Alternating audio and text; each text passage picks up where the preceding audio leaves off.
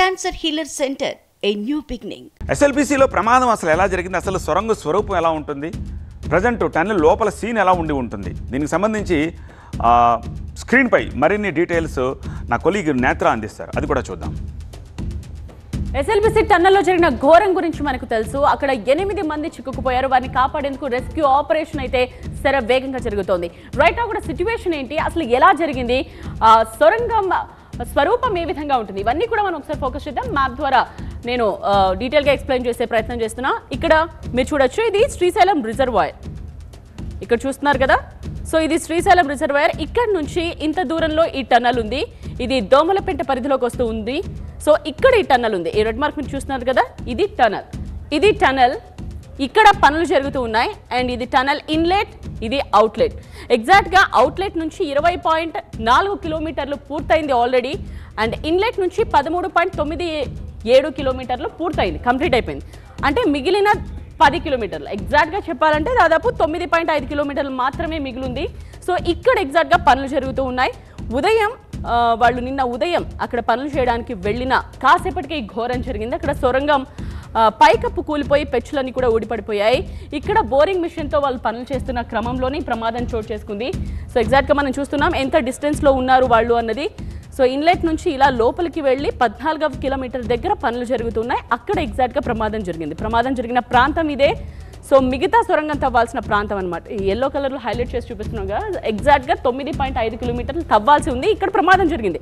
Tunnel boring machine తవ్వకం. So boring మిషన్తో, ఇలాంటి ఒక బోరింగ్ మిషన్తో ఇక్కడ తవ్వకం జరుపుతున్నప్పుడు అక్కడ ప్రమాదం చోటు చేసుకుంది. బోరింగ్ మిషన్ మీద ఉన్న వాళ్ళు అండ్ ఇక్కడ ఇన్లెట్కి దగ్గరలో, అంటే ఇటువైపు మిషన్ ముందు ఉన్న వాళ్ళు బయటపడగలిగారు ప్రమాదాన్ని గుర్తించి. బట్ యువతల ఉన్న వాళ్ళు మాత్రం ప్రమాదంలో చిక్కుకుపోయారు. సో ఆ చిక్కుకుపోయింది 8 మంది. ఆ 8 మందిని ఇప్పుడు బయటకు తీసే రెస్క్యూ ఆపరేషన్ మాత్రం కొనసాగుతోంది. ఇక్కడ దాకా అంటే 14 కిలోమీటర్ దగ్గర ప్రమాదం జరిగింది. 13.5 అంటే దాదాపు 13.5 కిలోమీటర్ల వరకు రెస్క్యూ ఆపరేషన్ చేసేవాళ్ళు చేరుకున్నారు సిబ్బంది. బట్ ఆ 500 మీటర్ల దగ్గర మాత్రం చేరుకోలేకపోయారు. భారీగా బురద, ఉబికి వస్తున్న ఊట. సో ఇవన్నీ కూడా చాలా ఛాలెంజింగ్గా మారింది అక్కడ సిచ్యువేషన్. అండ్ వాళ్ళు అక్కడికి చేరుకుని అక్కడ పిలిచే ప్రయత్నం చేశారు, వాయిస్ రేస్ చేశారు. వాళ్ళ పేర్లతో ఎవరైతే ఇరుక్కుపోయారో వాళ్ళందరినీ పేర్లతో పిలిచారు. బట్ నో యూజ్, ఎందుకంటే అక్కడ వాళ్ళకి వినబడట్లేదు. బికాస్ మొత్తం అక్కడ క్లోజ్ అయిపోయింది, ఇక్కడంతా క్లోజ్ అయిపోయింది.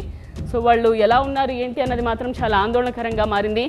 నెక్స్ట్ ఇప్పుడు ఏం చేయబోతున్నారు ఏంటి అన్నది మనం చూడాల్సిన అవసరం కనిపిస్తోంది. బట్ చాలా శరవేగంగా ఎన్డీఆర్ఎఫ్, ఎస్టీఆర్ఎఫ్ అండ్ అలాగే ఆర్మీ కూడా రంగంలోకి దిగింది. కాబట్టి let's hope for the best. వాళ్ళని తొందరగా రెస్క్యూ చేసి సేఫ్గా బయటికి తీసుకొస్తారేమో చూద్దాం. అది క్లియర్ ఎక్స్ప్లెనేషన్ ఏం జరిగింది అనేది. ఇక ఈ ఫోటో ఒకసారి గమనించండి మీరు. ఈ ఫోటోలో ఒక మనిషి చేయి కనిపిస్తుంది అక్కడ, ఆ మార్క్ పెట్టిన చోట చూడండి. ఎన్డీఆర్ఎఫ్ రిలీజ్ చేసిన ఫోటో ఇది. మనిషి చేయి స్పష్టంగా కనిపిస్తోంది. సో ఆ ఫోటో చూస్తుంటే బురదలో మనిషి కూరుకుపోయారు అన్నట్టుగా ఆ పిక్ను చూస్తే మనకి అర్థమవుతోంది. ఇక ఎక్కడో పుట్టి ఎక్కడో పెరిగి ఇక్కడికి వచ్చి చిక్కుకుపోయారు. వాళ్ళ కుటుంబాలు ఎంతగా అల్లాడిపోతున్నాయో, ఇక్కడ సొరంగంలో వాళ్ళు జీవన్మరణ పోరాటం చేస్తుంటే వేల కిలోమీటర్ల దూరంలో. ఎందుకంటే చాలామందికి తెలియదు ఇక్కడ పని జరుగుతుంది కదా అని, అంతా మన తెలంగాణ, ఆంధ్ర వాళ్ళని అనుకుని ఉండొచ్చు. చాలామందికి ఈ పాటికి తెలిసి ఉంటుంది. నిజానికి మన 2 తెలుగు రాష్ట్రాలకు సంబంధించిన వాళ్ళు ఎవరు లేరు అందులో. వాళ్ళంతా కూడా జార్ఖండ్ ఇంకా ఇతరత్ర ప్రాంతాలకు సంబంధించిన వాళ్ళు.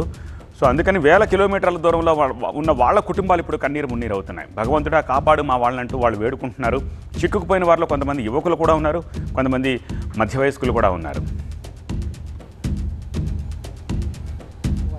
घर का रिश्तेदार, तो हम लोग इससे रिक्वेस्ट करते हैं कि वो किसी भारत हम लोग को निकाल के दे. हम लोग ये चाहते हैं. हम लोग को जानकारी है कि पहले से वहाँ से लूज आ रहा था. ये लोग को साहब लोग को पता था.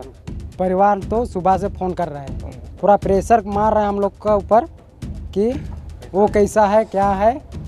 तो हम लोग क्या बताएंगे, अभी तक वो तो ठीक है ऐसा बोल रहे हैं हम लोग. अभी तो हम लोग किसी को कुछ खबरें नहीं है कि वो कैसा है क्या नहीं. Cancer Healer Center, a new beginning.